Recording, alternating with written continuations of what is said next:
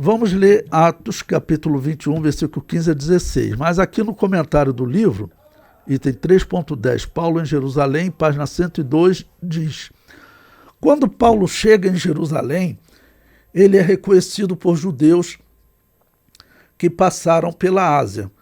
Eles alvoroçaram o povo que gritava para que matassem a Paulo. Então vocês vejam como eles estão com ira em relação ao cristianismo. Qual a razão dessa ira? Eles sabiam que o apóstolo Paulo pregava, que os cristãos pregavam, que o cristianismo era a substituição do judaísmo. Essa era a razão. E assim eles viam o cristianismo como uma corrupção do judaísmo. E aí, por isso, toda essa ira, né? Pois bem, então, essa parte de Paulo em Jerusalém, vamos abrir a nossa Bíblia aí em Atos capítulo 21, versículo 15.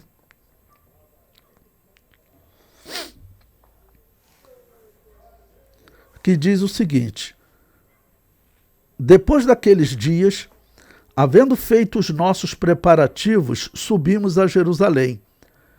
E foram também conosco alguns discípulos de Cesareia, levando consigo um certo Minasson, natural de Chipre, discípulo antigo com quem havíamos de hospedar-nos.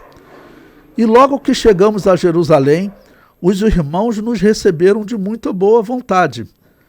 No dia seguinte, Paulo entrou conosco em casa de Tiago, e todos os anciãos vieram ali. Bom, esse Tiago é o Tiago, irmão de Jesus. E ele ficou pastoreando a igreja de Jerusalém. Estamos no ano 57, Pedro ainda está vivo, né? Pedro ele é morto, né? Martirizado no ano 64, juntamente com o apóstolo Paulo. Então o apóstolo Pedro ainda está vivo, o apóstolo João ainda está vivo, mas quem pastoreava a igreja de Jerusalém era Tiago, tá ok? Então entraram na casa de Tiago. Versículo 19. E havendo-os saudado, contou-lhes minuciosamente o que por seu ministério Deus fizera entre os gentios. Certamente eles já sabiam um pouco, né? Porque certamente viam pessoas de viagem, judeus, porque eles tinham que estar em Jerusalém uma vez por ano. E eles continuaram fazendo isso. Muitos judeus continuaram indo em Jerusalém e lá eles encontravam os apóstolos. Eles encontravam os apóstolos. O próprio apóstolo Paulo demonstra desejo de ir a Jerusalém. Ele queria estar em Jerusalém no Pentecostes. Por que o apóstolo Paulo queria estar lá no Pentecostes? Porque o Pentecoste era a festa da igreja, era a festa dos gentios. Profeticamente, era o momento dos gentios. Por isso que ele planejou estar lá no Pentecoste. Então, ele contou aqui minuciosamente o que ele fez. Versículo 20. E ouvindo eles, glorificaram ao Senhor e disseram-lhe: bem vês, irmão, quantos milhares de judeus há que creem e todos são zelosos da lei. Irmãos, o número de judeus também é muito grande. Bom, nós estamos no ano 57,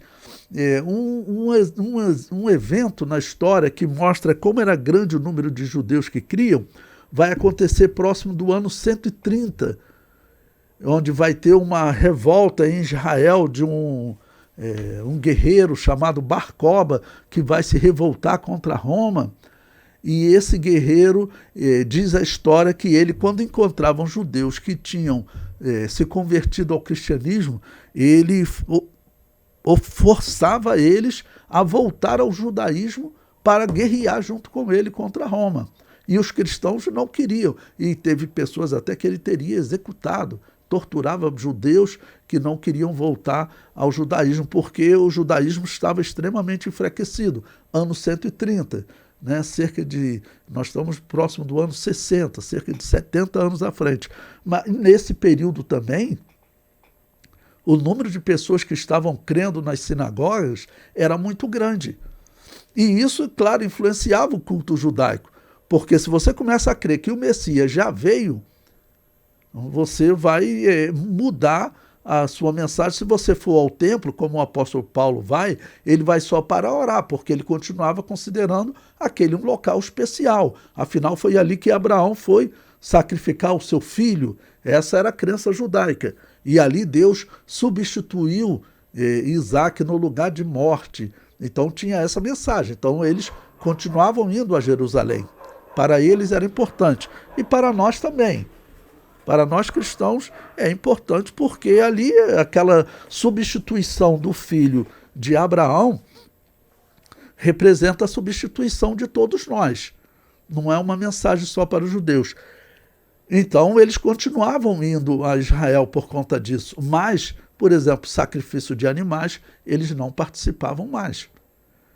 E até ter aquela obrigação de estar todo ano lá em Jerusalém, o próprio apóstolo Paulo, pelo que nós vemos, ele não fazia mais isso, porque ele passou vários anos, né, vamos dizer, passou 3 anos em Éfeso pregando o evangelho lá, pelo que nós vemos, não foi nenhuma vez a Jerusalém. Mas o judeu, vamos dizer, por conta da fé dele, ele deveria ir uma vez por ano a Jerusalém. Então, como o apóstolo Paulo, muitos outros que aceitaram a fé cristã, eles viam agora aquele rito judaico como deixado para trás. Ele era um símbolo do sacrifício perfeito de Jesus Cristo. Então, não é mais necessário sacrifício. Ok? Não é necessário mais sacrifício. Bom, lemos o versículo 20. Então, muitos judeus crendo, e eles eram zelosos da lei. Versículo 21. E já acerca de ti foram informados de que ensina todos os judeus que estão entre os gentios a apartarem-se de Moisés, dizendo que não devem circuncidar os filhos, nem andar segundo o costume da lei. Então, uma das coisas que eles acusavam, que era mais notório e seria mais significativo, né, era dizer que não precisava guardar aquela lei de Moisés, porque a lei de Moisés, todo aquele pacto do judaísmo, envolvia a circuncisão. Quem entrava para essa fé, para essa nação, ele deveria circuncidar-se. Então, essa mesma fé, ela agora não necessita de circuncisão. É isso que o apóstolo Paulo ensina. Ela não necessita de circuncisão. Aquele era um pacto entre Deus e Israel. Era um pacto da nação, vamos dizer, organizada de forma civil aqui na Terra. Mas a igreja é uma nação espiritual. A igreja é uma nação organizada entre as nações. Bom, tem a igreja que está aqui no Brasil, está na China, está nos Estados Unidos. A igreja ela é um corpo entre as nações. Israel é um povo que Deus, então, planejou e esse povo, o símbolo com eles é a circuncisão. Então, a principal acusação esse homem aí diz que essa circuncisão não é mais necessária. E falou em Moisés, por isso essa era a acusação número 1.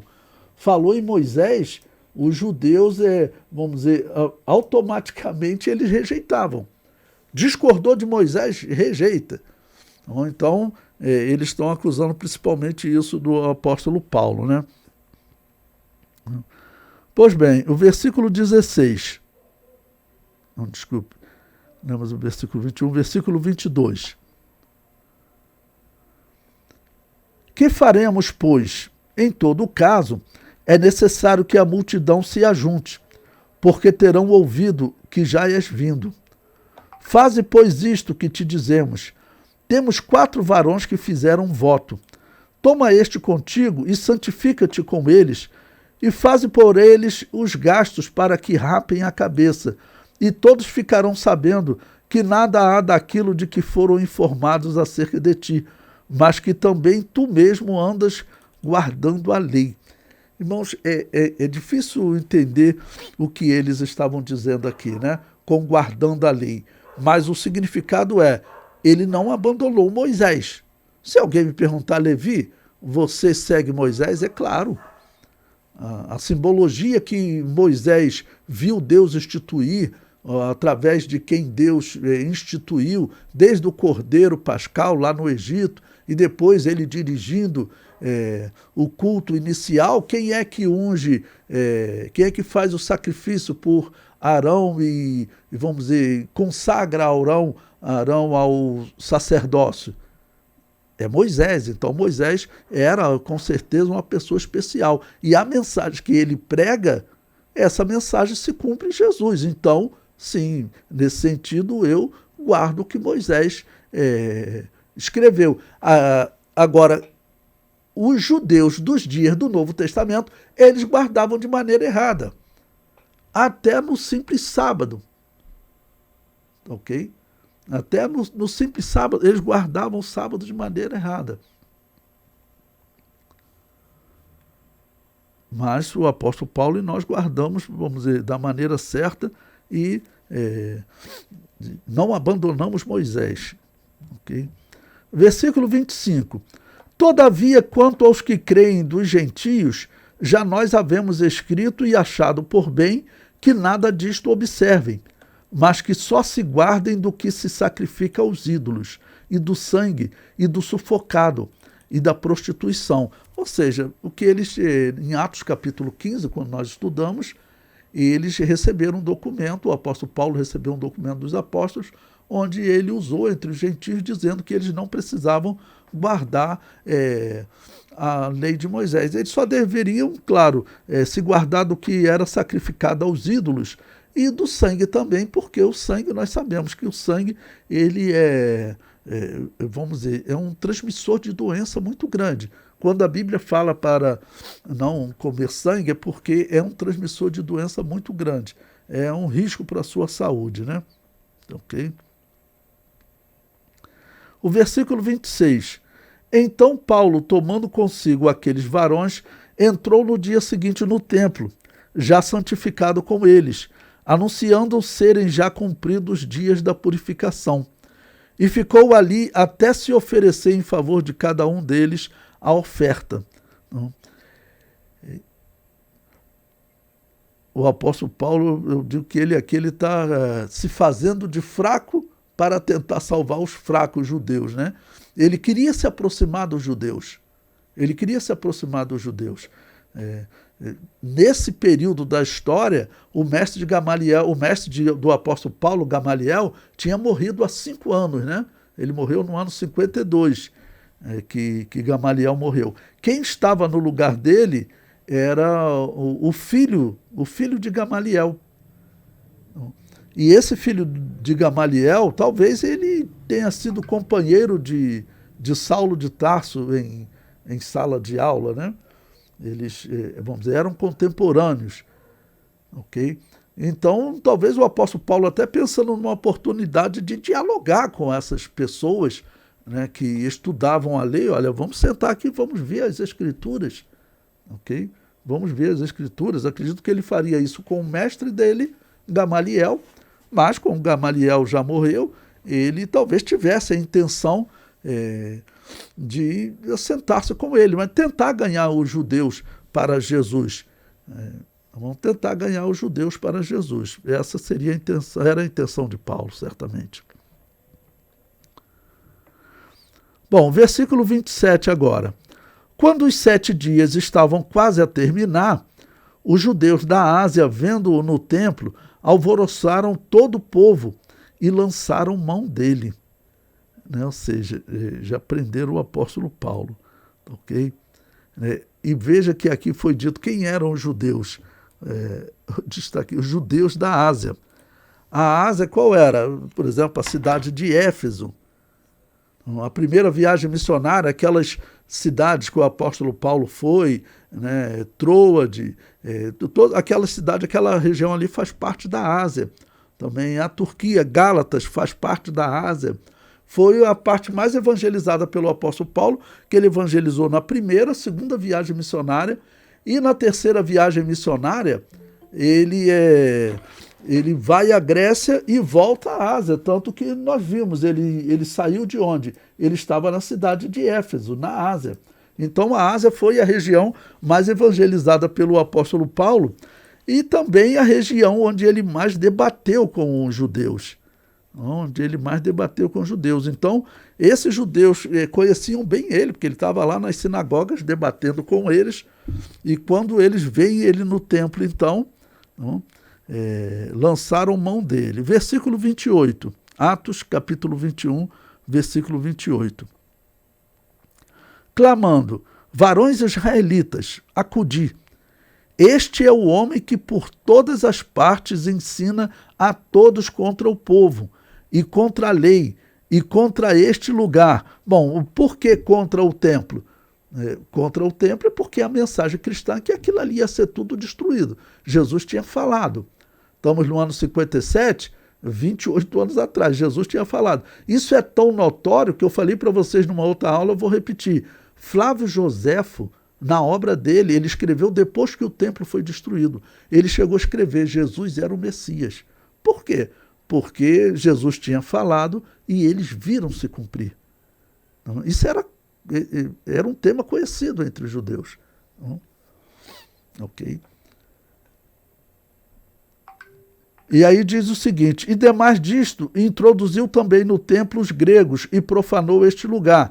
Isso daí é mentira, né? Isso aí é mentira. Depois eles vão acabar tendo que negar isso. Versículo 29. Porque tinham visto com ele na cidade a Trófimo de Éfeso, o qual pensavam que Paulo introduzira no templo, né? Porque o templo tinha uma parte que só os judeus podiam ir. Os judeus, eles acreditavam mesmo em uma separação entre ele e os gentios. E eu concordo que existe uma separação entre ele e os gentios, mas a separação não é como eles faziam. A separação que eles faziam é que tem um templo, onde tem o lugar, a tenda mesmo, onde são feitos os sacrifícios, ali os judeus podem ir, naquela parte do templo. Mas os gentios não podem ir até lá, eles têm um pátio limitado para eles. Então, eu concordo com a separação, mas a separação é diferente. Tudo bem, os judeus eles têm um templo físico para eles adorarem. A igreja, ela é o templo de Deus. Essa é a diferença. Porque a igreja, ela é um corpo espiritual. A igreja, ela é um corpo espiritual. Um dia Israel será também um corpo espiritual. Hoje ele é um corpo físico, um país, um governo civil, tá bom? Que em determinado momento vai aceitar Jesus como Salvador, então será espiritualmente salvo. Mas depois do juízo final, então ele vai ser só um corpo espiritual. Então vai ser só um corpo espiritual. Então veja que eles conheciam também esse Trófimo de Éfeso, aí no versículo 29. Por quê? Porque certamente era uma pessoa que participava com Paulo dos debates lá na Ásia, naquela evangelização. Então eles estão dizendo que Paulo teria contaminado então o templo, colocando um gentio numa área que não seria permitido. Versículo 30. E alvoroçou-se toda a cidade e houve grande concurso de povo. E pegando de Paulo, o arrastaram para fora do templo, e logo as portas se fecharam. Ou seja, eles realmente adotavam a violência, né? Infelizmente, ok? Pois bem, lemos até o versículo 30, agora o versículo 31. E procurando eles matá-lo, chegou ao tribuno da corte o aviso de que Jerusalém estava toda em confusão. Este, tomando logo consigo soldados e centuriões, correu para eles, e quando viram o tribuno e os soldados, cessaram de ferir a Paulo. Para vocês terem ideia o que significava essa autoridade, descreve um comandante de 1000 soldados, era um tribuno, era uma pessoa que ele tinha até 1000 soldados a serviço dele. Ou seja, se eles fossem agir contra movimentos, o resultado era sempre muita morte, porque o soldado romano, em geral, é dito que ele era um atleta, né? Como hoje esses atletas, a educação física era muito avançada já comparada à do romano com os outros povos. Então eles lutavam na proporção de 1:7. Então, para matar ainda mais pessoas do povo que estavam fazendo essa agitação, não? Mas ao mesmo tempo a gente vê, haviam muitos israelitas que eles ainda olhavam para aquela religião, olhavam para a religião, para o judaísmo, ok?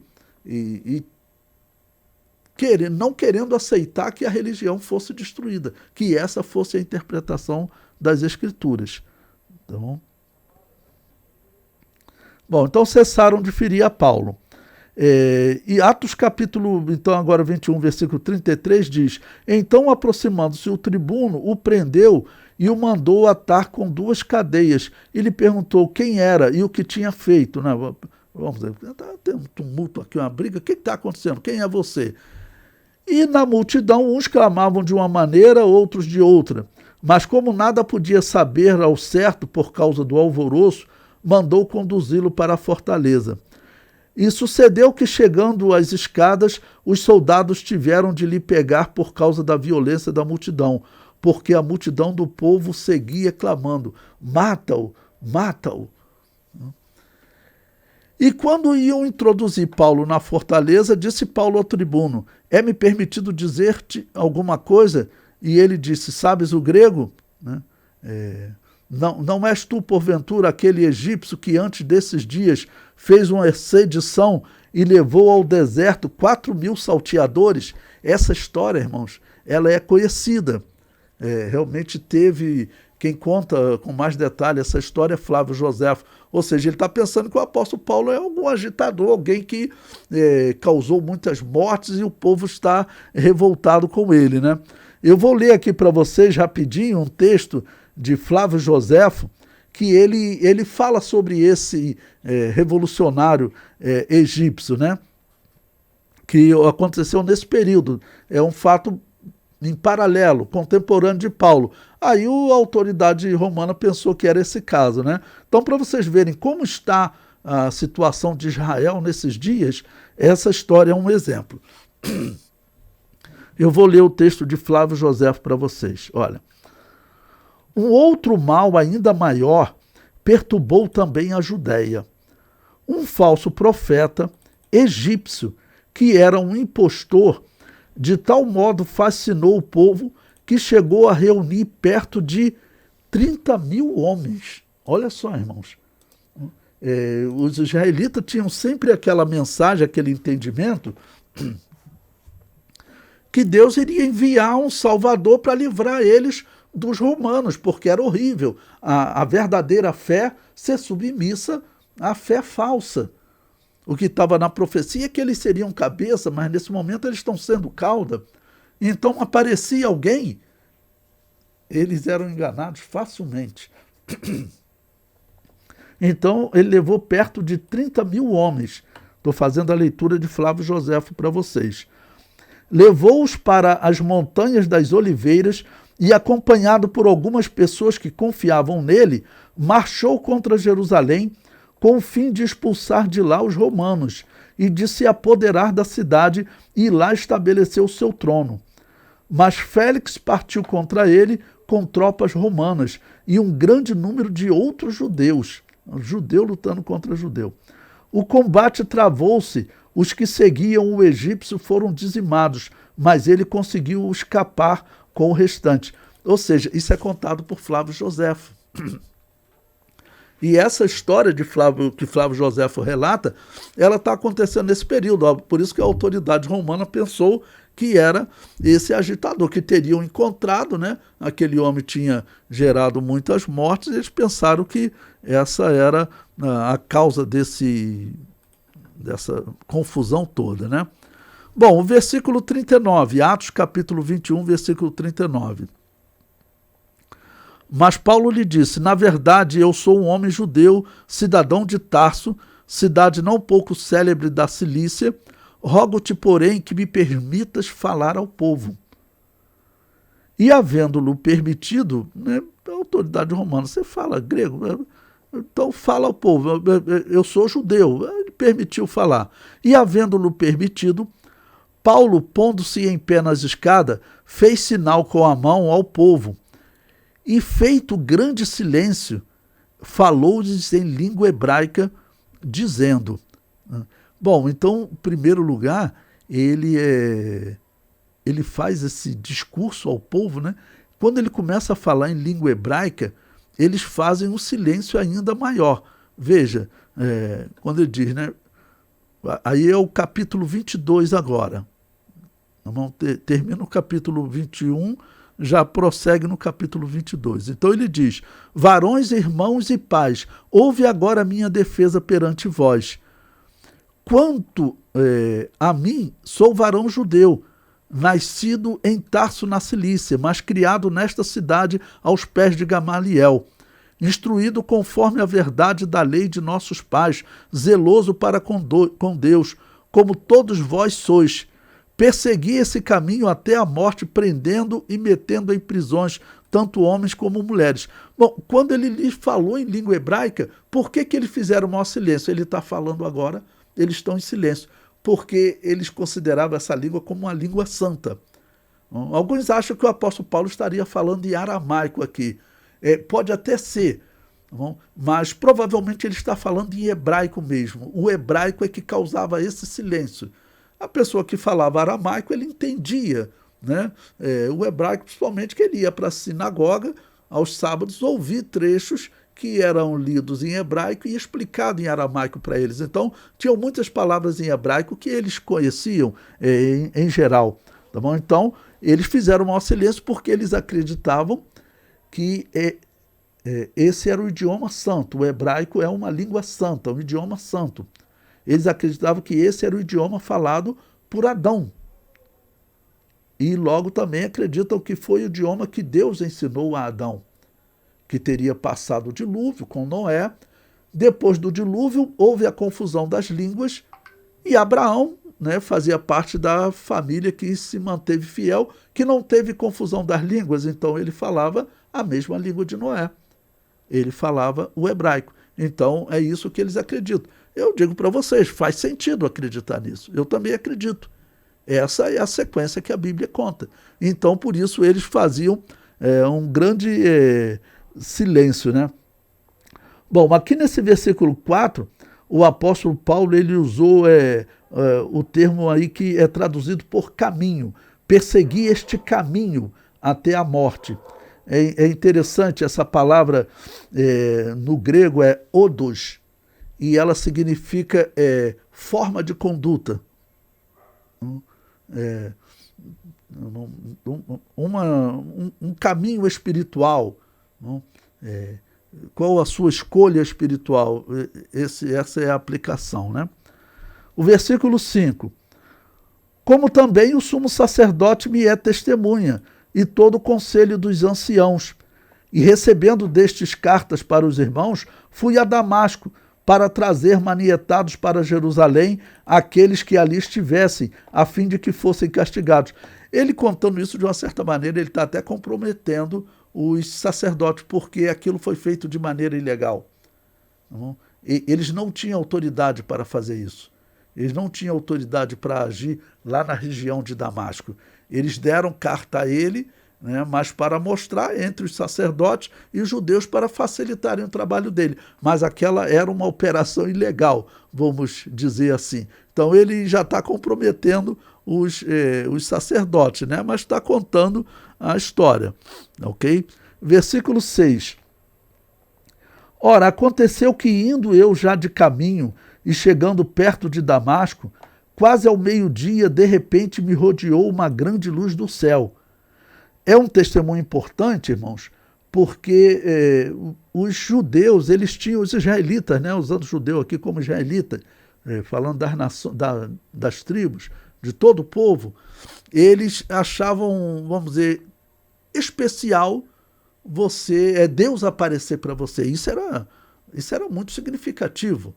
Deus apareceu para Abraão, Deus apareceu para Moisés, Deus apareceu para Davi, né? Então, você dizer Deus apareceu para mim, e isso tinha um peso muito grande, tá ok? Então, o apóstolo Paulo, ele vai dizer, isso, que Deus apareceu para ele, né? Que Jesus apareceu para ele. Então, Jesus é Deus. Né? Versículo 7. E caí por terra e ouvi uma voz que me dizia: Saulo, Saulo, por que me persegues? E eu respondi: quem és, Senhor? E disse-me: eu sou Jesus, o Nazareno, a quem tu persegues. Bom, essa pregação que o apóstolo Paulo está fazendo para os israelitas que estão ouvindo, era o desejo dele. Ele vem para Jerusalém, correr risco de morte, mas porque ele tinha que deixar esse testemunho na história, deixar essa pregação para os judeus, né? Então ele diz que Jesus apareceu para ele, ok? Agora o versículo 9. E os que estavam comigo viram em verdade a luz e se atemorizaram muito, mas não ouviram a voz daquele que falava comigo. Então disse eu, Senhor, que farei? E o Senhor disse-me: levanta-te e vai a Damasco, e ali se te dirá tudo o que te é ordenado fazer. Bom, ele está falando em hebraico. Provavelmente ele está usando aqui o termo Adonai, que era a palavra em hebraico que significava Senhor. Ok? Versículo 11. E como eu não via por causa do esplendor daquela luz, fui levado pela mão dos que estavam comigo e cheguei a Damasco. E um certo Ananias, varão piedoso conforme a lei, que tinha bom testemunho de todos os judeus que ali moravam, vindo ter comigo e apresentando-se, disse-me: Saulo, irmão, recobra a vista. E naquela mesma hora o vi. E ele disse: o Deus de nossos pais de antemão te designou para que conheças a sua vontade e vejas aquele justo e ouças a voz da sua boca. Ou seja, ele está dizendo: o Deus do Antigo Testamento é o mesmo Deus que ressuscitou Jesus. E esse Deus também revelou a um homem, discípulo desse Jesus, okay? E ele usou exatamente essa expressão: o Deus de nossos pais. Ou seja, aquele Deus que apareceu para Abraão, para Isaac, Jacó, Moisés, Davi, ele apareceu para mim também. Então essa mensagem tinha um peso. O que ele espera? Ele espera que os israelitas queiram então pelo menos investigar, não? Que eles sintam desejo de conhecer essa fé, ou tenham uma atitude diferente de não matar. Versículo 15. Porque hás de ser sua testemunha para com todos os homens do que tens visto e ouvido. E agora, por que te detens? Levanta-te e batiza-te, e lava os teus pecados, invocando o nome do Senhor. E aconteceu que, tornando eu para Jerusalém, quando orava no templo, fui arrebatado para fora de mim. E vi aquele que me dizia: dá-te pressa e sai apressadamente de Jerusalém, porque não receberão o teu testemunho acerca de mim. Ou seja, Jesus aparece para Paulo quando ele está em Jerusalém. Isso aqui era mais ou menos 4 anos depois da conversão dele, porque entre esses versículos 16 e 17 que ele está contando, ele diz que ele, depois que ele aceitou Jesus lá em Damasco, ele foi para a Arábia, ficou 3 anos lá, depois voltou a Damasco, na Síria, e depois ele foi para Jerusalém e experimenta esse arrebatamento, ok? Então aqui, esse momento que ele chega em Jerusalém, Jesus aparece para ele de novo, foram cerca de 3, 4 anos depois. Bom, agora Atos capítulo 22, versículo 19. E eu disse: Senhor, eles bem sabem que eu lançava na prisão e açoitava nas sinagogas os que criam em ti. E quando o sangue de Estevão, tua testemunha, se derramava, também eu estava presente e consentia na sua morte e guardava as vestes dos que o matavam. E disse-me: vai, porque hei de enviar-te aos gentios de longe. Bom, então o apóstolo Paulo já diz que o ministério dele, realmente Jesus apareceu e disse que o ministério dele seria entre os gentios. Versículo 22. E ouviram-no até esta palavra, e levantaram a voz dizendo: tira da terra um tal homem, porque não convém que viva. Por que que eles pararam o apóstolo Paulo nesse momento? Porque o apóstolo Paulo já está dizendo que Jesus falou para ele pregar aos gentios. Esses judeus eram judeus da Ásia. Certamente eles viram debates do apóstolo Paulo ou debateram com o apóstolo Paulo. E eles sabiam que a mensagem cristã, que era o que o apóstolo prega nas suas epístolas, né, é que o Israel tinha sido cortado da fé, tinha sido cortado da comunhão com Deus. Ele tinha escrito a carta aos Gálatas e ele falou isso abertamente. Na carta aos Gálatas, ele falou que Israel era, naqueles dias, Israel era simbolizado em Agar, que gerou um filho para a escravidão. Está lá na Epístola aos Gálatas, gerou filhos para a escravidão. E que a igreja formada dos gentios era simbolizada em Isaque, filhos da fé. Ou seja, o apóstolo Paulo disse que a situação espiritual naquele momento era diferente do nascer físico. Sara gerou Isaque, tá bom? O filho da mulher livre. E Agar, a escrava, gerou Ismael. Só que Ismael, vamos dizer, são os muçulmanos, os não-judeus, os gentios, né? E o apóstolo Paulo fala, olha, mas espiritualmente, o Israel desses dias, ele é simbolizado no filho da escrava. Eles são escravos, porque Jesus Cristo também havia dito, todo aquele que peca é escravo do pecado. Eles eram escravos.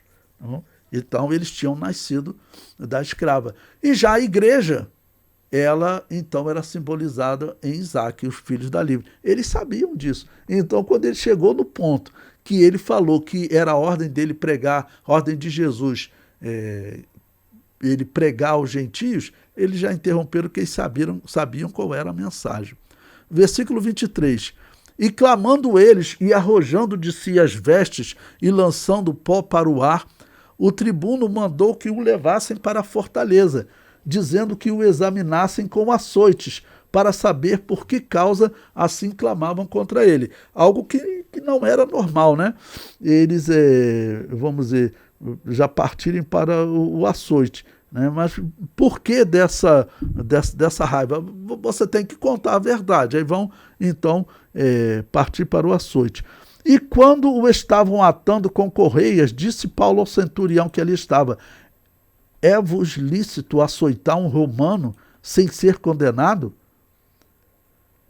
E ouvindo isto, o centurião foi e anunciou ao tribuno, dizendo, vê o que vais fazer, porque este homem é romano. E vindo o tribuno, disse-lhe, dize-me, és tu romano? E ele disse, sim. E respondeu o tribuno, eu com grande soma de dinheiro alcancei este direito de cidadão. Mas Paulo disse, mas eu sou de nascimento. A história diz que a família do apóstolo Paulo, né, de Saulo de Tarso, eles lutaram em umas guerras ao lado dos romanos contra um grupo de piratas e tiveram um papel importante. Aí o imperador romano deu a eles o título, né, de cidadão romano. E isso fazia uma diferença na hora do julgamento. Isso fazia uma diferença. Então, por isso, eles logo aqui mudaram de atitude. Né? Pois bem, versículo 29. E logo dele se apartaram os que o haviam de examinar, e até o tribuno teve temor, quando soube que era romano, visto que o tinha ligado, né? Ou seja, tinha amarrado as mãos dele. Tá ok? Então, agora, o que eles fazem? Né? Ele vai ser levado, vamos dizer, diante do Sinédrio. Tá bom? Ele vai ser levado diante do Sinédrio. Aí, no nosso livro, está na página 103, Paulo perante o Sinédrio.